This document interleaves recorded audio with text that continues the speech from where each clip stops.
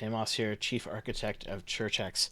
In this tutorial, I'm going to show you how to post to forums and to use forums inside courses and programs on CHURCHx. It's actually one of the most powerful features that we have on the platform, and we think you're really going to enjoy it.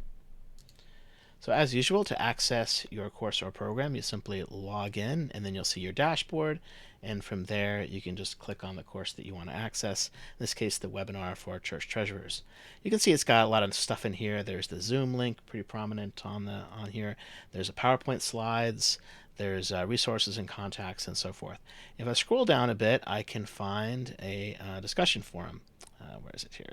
Recordings, the previous sessions. Oh, oops, it's probably further up, isn't it?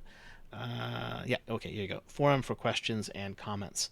If I click on that, it takes me to this forum. A forum is like a message board where you can post topics and reply to other people's comments and so forth. So you can see there's two discussion topics right now. There's one on mortgages and one on credit cards. To add another one, I simply add discussion topic like this. I need to give it a subject like test, and then I can start writing something. So this is how you make a header. Okay, notice there's this toolbar here. I can just highlight the text, and then I can select that I want to make this a heading. This is what regular text looks like. And I can make links too.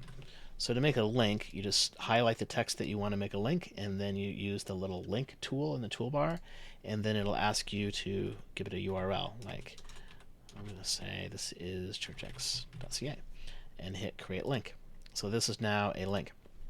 But you can do a lot more with posts than just text. For example, I will put in a picture. Okay, to do this, you use this insert or edit image tool in the formatting toolbar. It brings up this thing here. You can put in a straight URL if you have an image that's already on the web somewhere and you just want to do that. But you can also upload an image. To do that, you select Browse Repository and then upload a file and then choose File. And in this case, I've got a picture ready to go. And once you've selected it, you hit Upload File. It will ask you for an image description. This is necessary for accessibility reasons for people that have vision issues. So you can give it a description of what it is. Rabbit in field. Okay. The other thing I want to note is that there is this size option. This image that I started with is quite large. I want to make it much smaller. So I'm just going to put in like 500, and it'll automatically resize it proportionately. And then if I hit that, boom, now we have the image inside our post, just like that. If you change your mind and you want to edit it, you can go back into the tool here, and you can change the conditions of it. Okay, so one question you might have then is, how would you attach a file?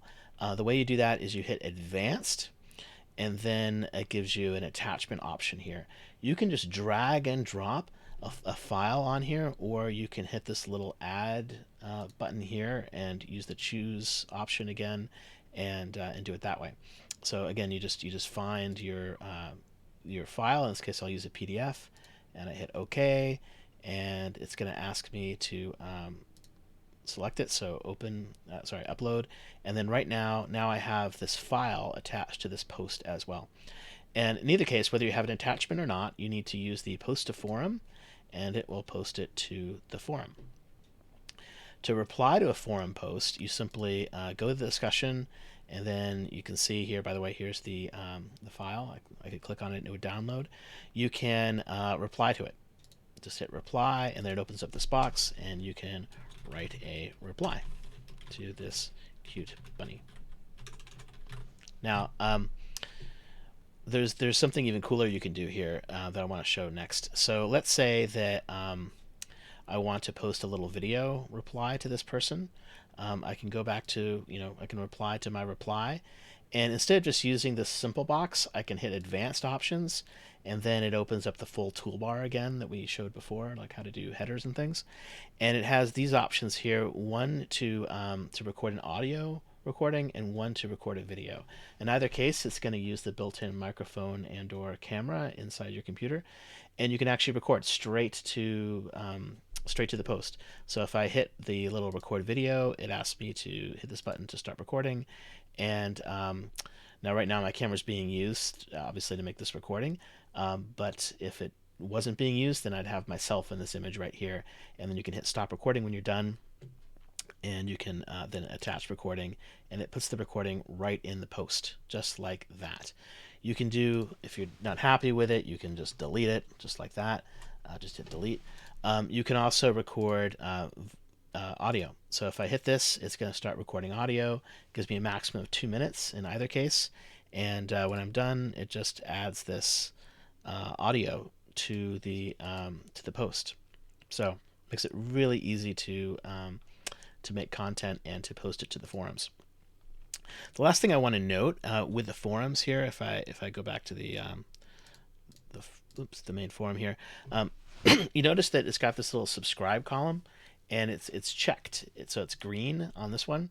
That's because by default, if you post to a discussion forum, then you're going to subscribe to that discussion, which means that anyone who replies to your post, you're going to get an email notifying you of their message. If you don't want to get those messages, you just simply unsubscribe yourself from that discussion forum. So that is how you use forums on our platform.